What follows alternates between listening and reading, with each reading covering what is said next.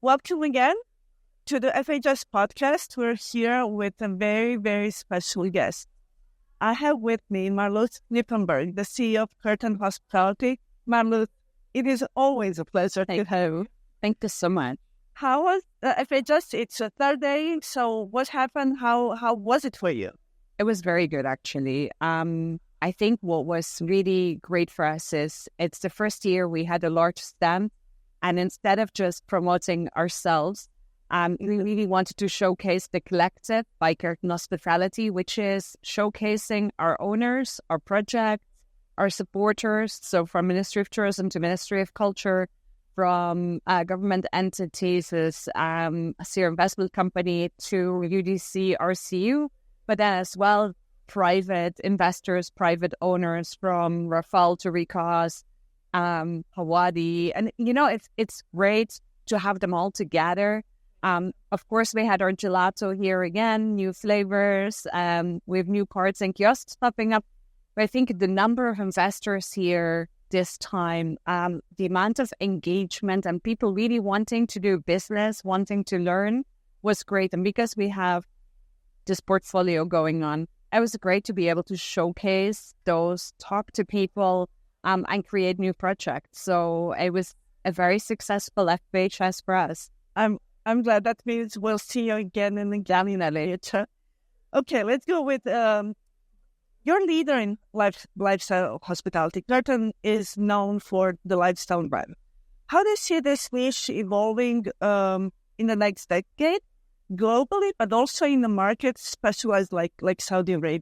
I think lifestyle is something that people talk about so much, right? But I think what's really important for Kerten Hospitality is all the projects we create are bespoke. So we don't go by brand standards, but we go by brand guidelines.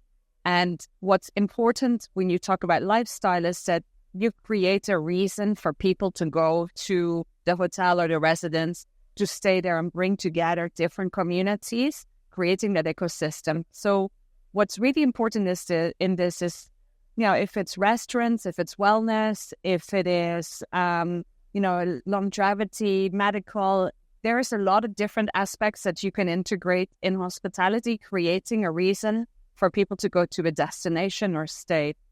And I think today, when you look at what people consider luxury or what people consider lifestyle, is experiences develop and tweak for them. And I would say, because we developed the house as a brand and Cloud7 as a brand, what we do is we adapt them to the target audience, the location, the owner, and whatever is around us. And I think this segment is absolutely accelerating up. It's not just guests who want something different or something personalized. All the owners we talked to for the last couple of days do not want copy-paste the same as the neighbors. Everybody wants their own individual signature and mark. And I think the segment will absolutely fly. You have quite a number of properties already here in Saudi Arabia. We just talked about it. You were one of the first ones that actually came here. And you already know the product. You know the tourists, what they're looking for. So how do you see your presence in Saudi Arabia also in the future? I think because we were here from the onset, when Vision 2030 was announced, we were already in Saudi Arabia. We believed in the country from the onset. What that helps us today is I think we've understood quite well the ecosystem that is there, and we love being part of that ecosystem.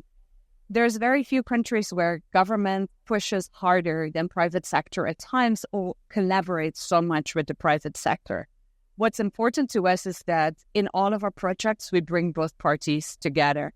I think except us accelerating in projects, not just in Riyadh or Jeddah, Medina or Mecca, but, in up-and-coming destinations, in developing destinations where there's great communities, there's great nature, there is great reasons to visit.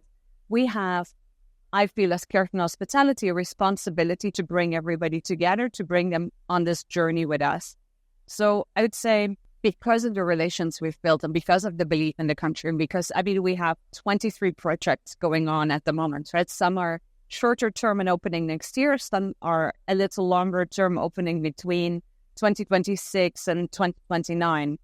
And a number of these projects are duplicating, replicating. We're piloting the Urban Eco Resort under the House brand in Riyadh, which is city center Riyadh. And anybody who would see the product would say it's for a leisure audience. It's developed for a business audience during the week and staycations in the weekends. And of course, you can say that about every product, but we're really developing it this way. We're developing it in a way that you can work there, that you're close to all of the kind of important locations in town. And so we're going to do that with the House Residence, which we're launching. We just announced the Yambu yesterday, which is Cloud 7, and there's more in Yambu that we're doing. Asir is really high for us on the map. We announced 2 projects a year and a half ago, which are under development, and we have more up and coming. All of those together really help the individual owners to share experiences, to collaborate. And we're looking at different destinations, different locations. We're growing the team in Riyadh and Jeddah. We've been here with a local company since 7 years or 8 years, probably it is already. So, I think we're established enough to be able to continue pushing forward in a very fast pace. But you also are looking for the strategic partnerships. So what are you looking out of those partnerships?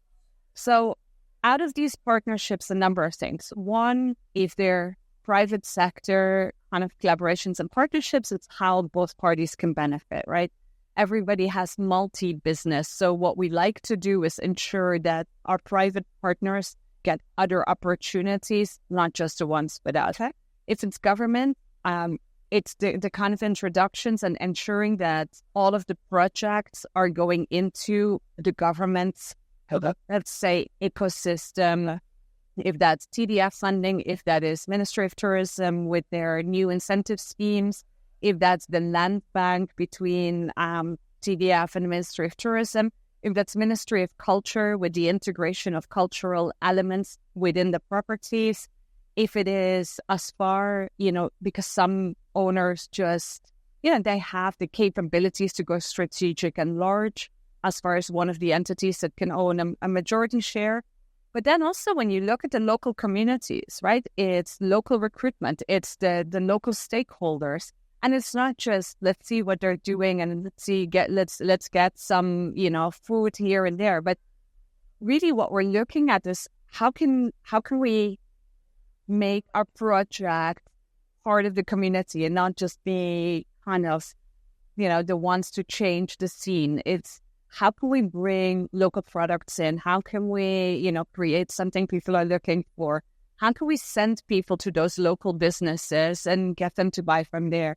And it's not always so easy because language is a barrier, purchasing is a barrier, consistency is a barrier. There's so many barriers.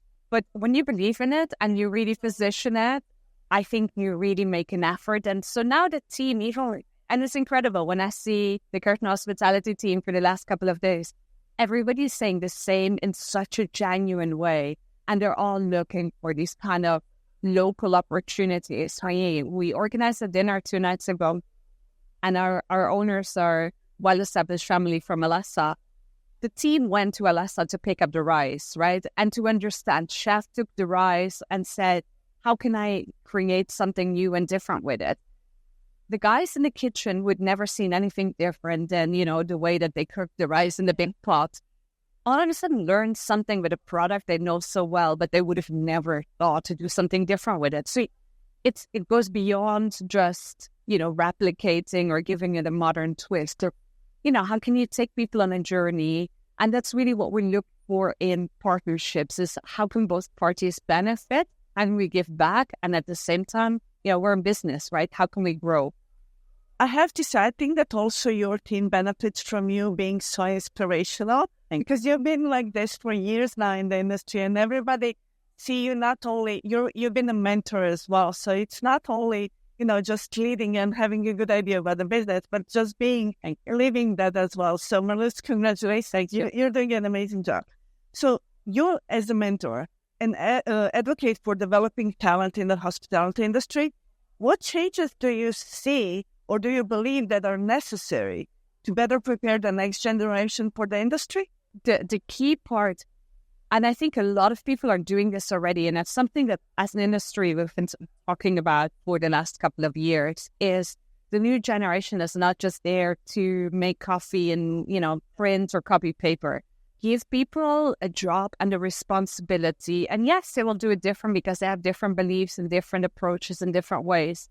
But as Kerten Hospitality, we've always believed in giving people really important roles. Are they good at it from the onset? Maybe not. Will they make mistakes? Absolutely yes.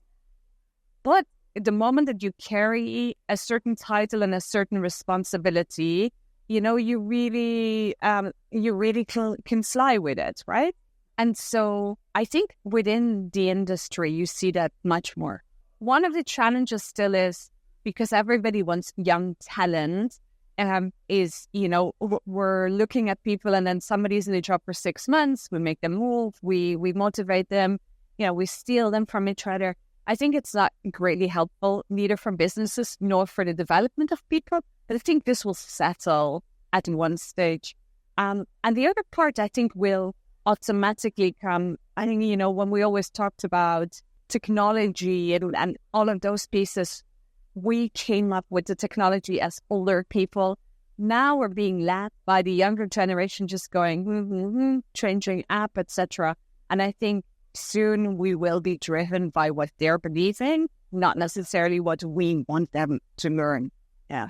And what about women empowerment? So how many women you see that are actually interested to come into the industry? How do you also motivate them, and how do you bring them to feel as leaders, to go for those leadership positions? I think, even today, I think there's a much smaller focus on, if it's a female leader or a male leader. I mean, with 63% of our executive team are women, but not because they're women. They're there because they're talented, because, they came together, because we gave them the opportunity, because we believe in what they're doing. And when you look at the way they work together and the way they drive, it's incredible. But do I look at them as women or men? No, I look at them as talents. And I think this is one of the things that we've gone from one extreme to the other extreme.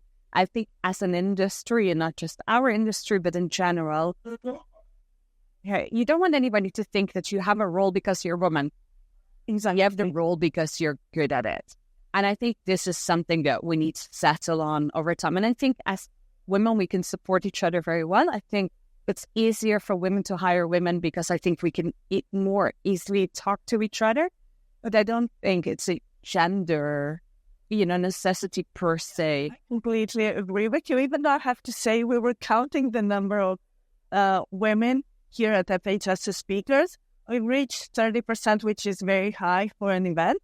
But seeing how many women are actually taking those positions and they're empowered to go further than maybe before, I think that in a couple of years we'll actually have the majority women here on stage. Yes, very much.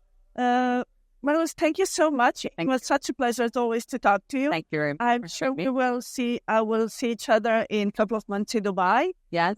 And good luck with everything. Thank you very much. Thank you for having me. Thank you.